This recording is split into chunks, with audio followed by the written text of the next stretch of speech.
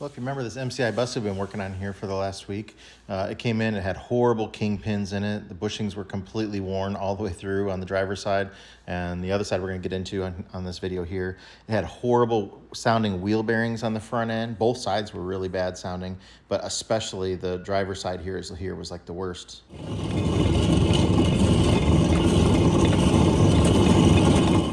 So this was the wheel bearing, the cone, the race for it. You can see how bad it's worn. That's why it's making so much noise. The bearing just was trash too, but there was no oil in it. It was just filled with water and no oil and crazy. And then this was the rear end, the drain plug for the rear end. Tons of metal coming out of the axles in the back. We flushed it out with diesel, and this was how much metal particles were in the diesel that we flushed out after we had drained the rear end. Just crazy amounts of metal particles. We're trying to figure out what we're going to do with the rear end, if it's savable or not. We'll get into it and look a little bit deeper here on this video too. Getting ready to take out the kingpin on this side.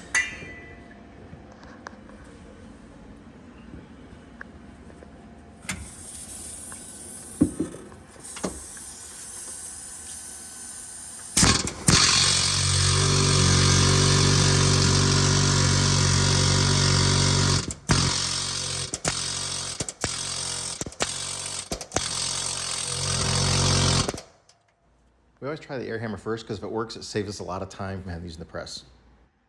One more time maybe, and then if not, you press up.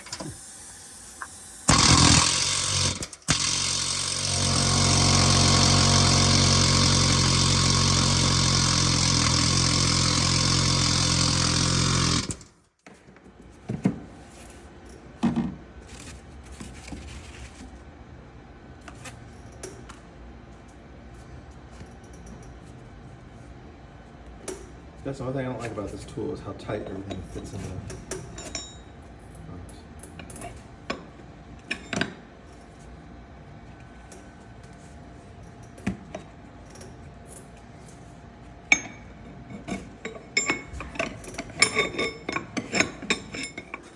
On the MCI, we don't have to take anything else additional apart from what we already have just to get to the kingpin, so it's only about maybe 10 minutes to set this up and use it.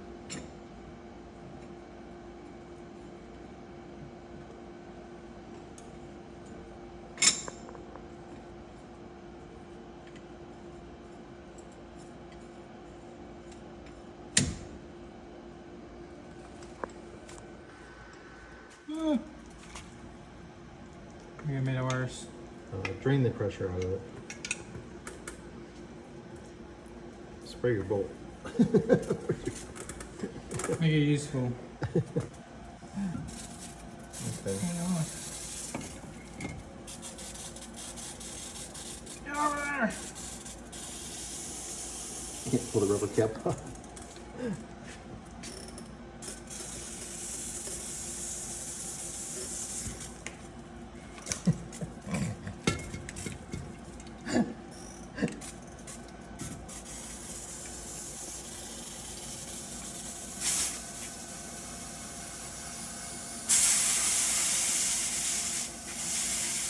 I could turn it upside down too, does that help? Start leaking. Well, that made a hell of a mess. Everything's leaked up.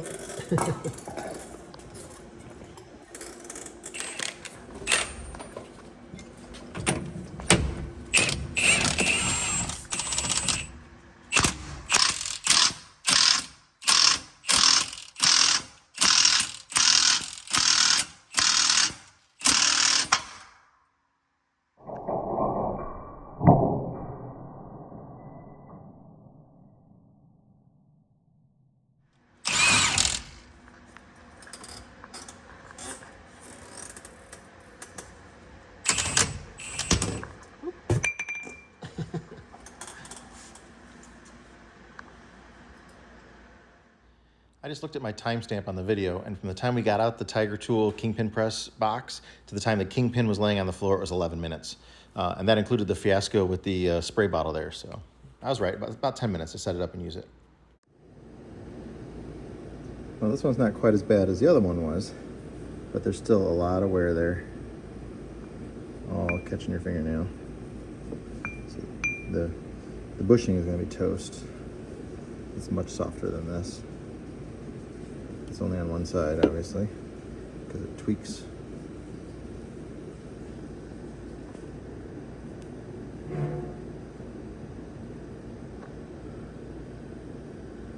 That's where it was rusted and seized at, probably. The top actually is in good shape, but not down there.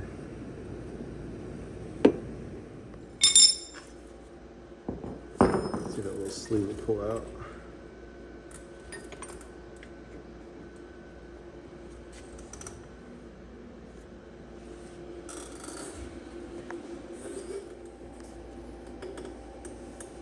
That's what the top of the kingpin turns on. This is what goes in the bushing.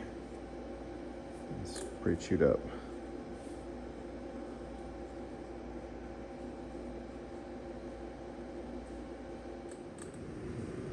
So here's how that rides on there. And this is what turns in there.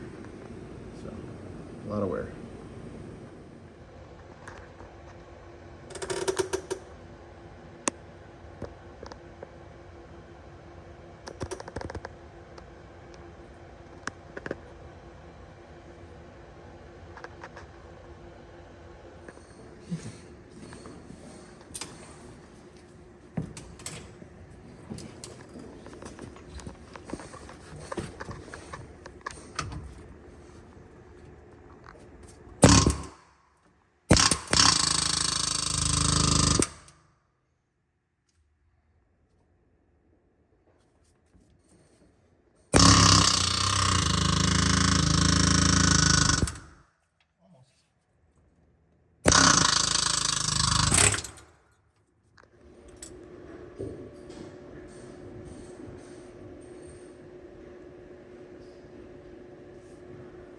It's a very worn bushing, but not all the way through like the other side. They're definitely worn.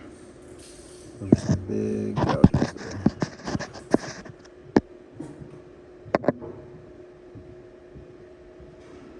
Just on the one side.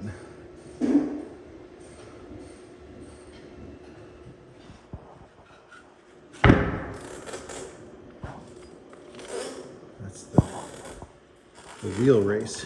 See how severely it's worn.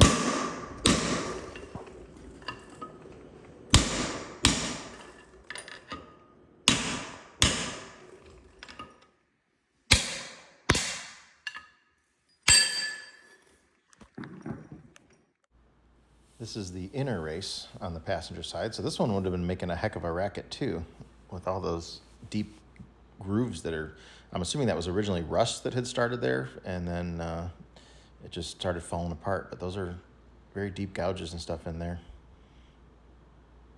That's where a bearing would have been sitting on each of those, where you see those marks like that. But the metal's gone. It's like flaked off the surface on it. Look at this one. This is the hardware for the airbag. Pretty well roached out. Want something bad like that? Mm-hmm. Yeah, the new one's definitely a little better shape.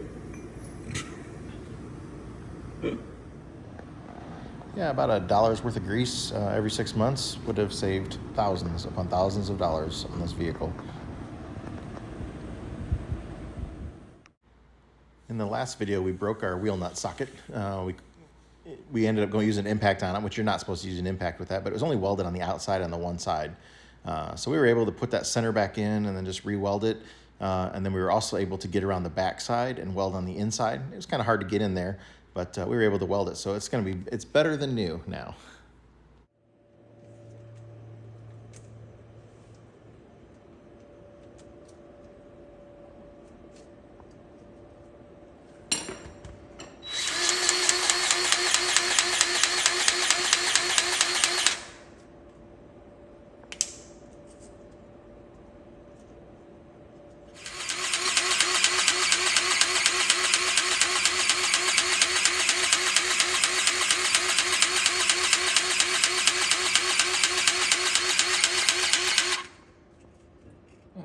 Pissing out the other side.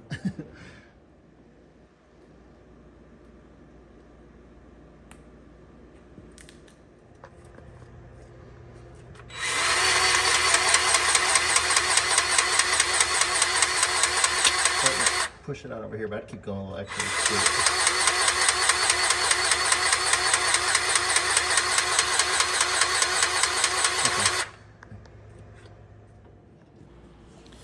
These bushings, you got to ream them out to get them the exact fit for the kingpins. This is probably what takes the longest on here. Just spending some time getting them the proper alignment and fit on there.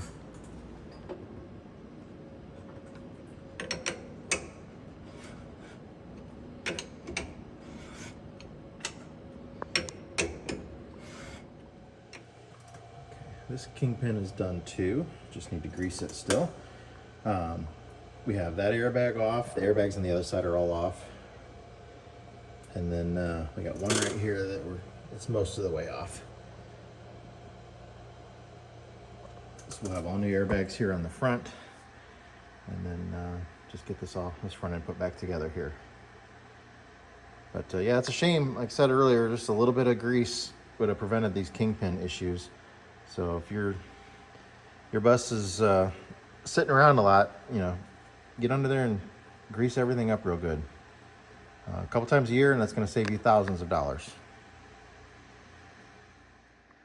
Here's a box of goodies from our buddy Luke at US Coach in New Jersey. So great source to get parts for your vintage buses. So we've got all new airbags for the rear. These are larger, so the front ones are smaller compared to the rear ones. These are called double convoluted bags. So we've got all new airbags for the whole bus.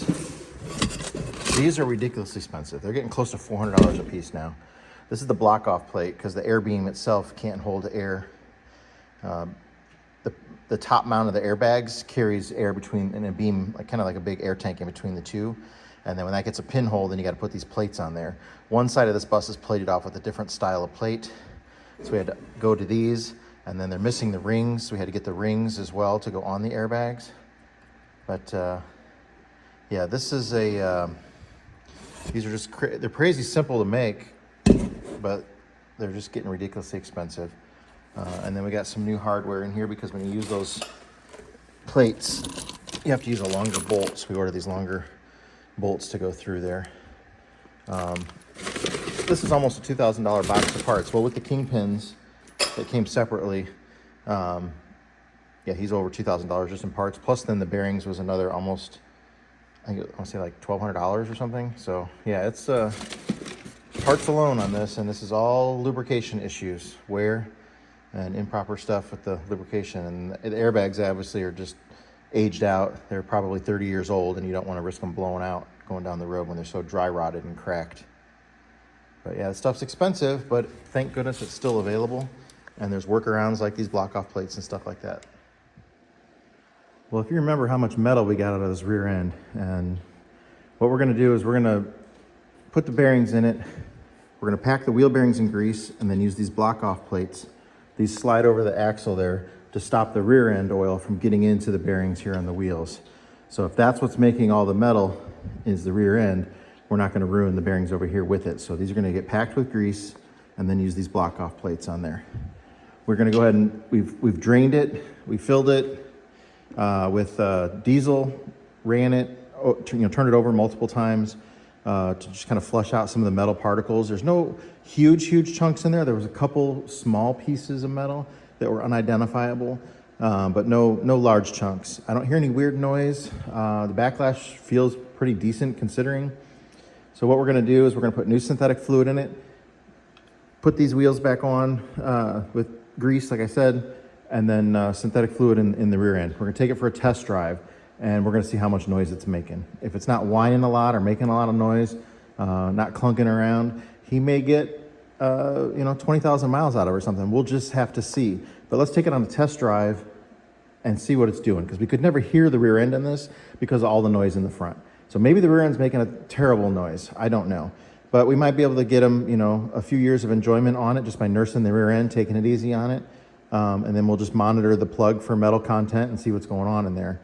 Keep an eye on the temperatures on it and stuff like that. So I don't think it's going to have a catastrophic failure. I haven't seen any signs of that.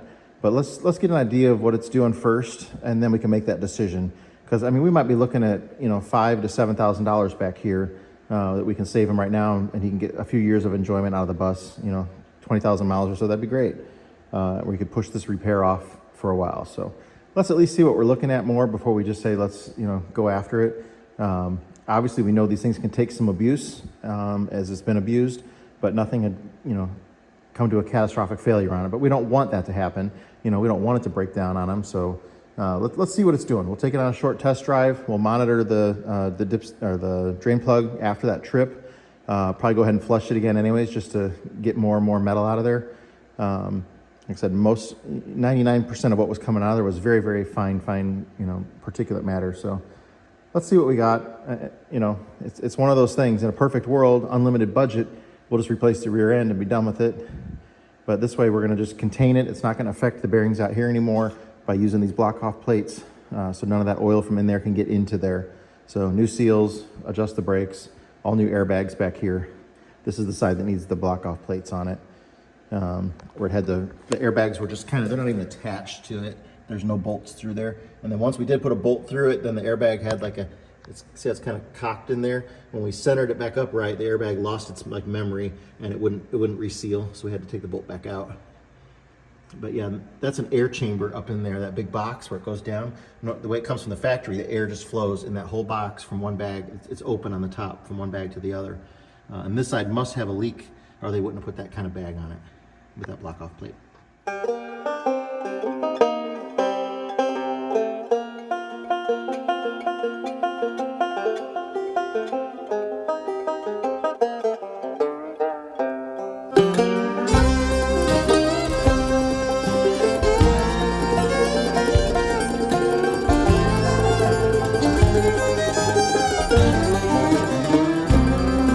See that white smoke rising up the holler through the trees, and from a mile away you can hear them play as they climb that hill with ease. But at the top of that mountain there's a new life waiting for those who can make the run. If they can make it to the top, Scott will put them in the shop till their new life has begun.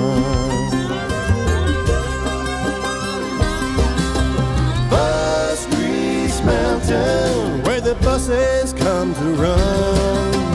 Bus Grease Mountain, we're gonna get that big job done.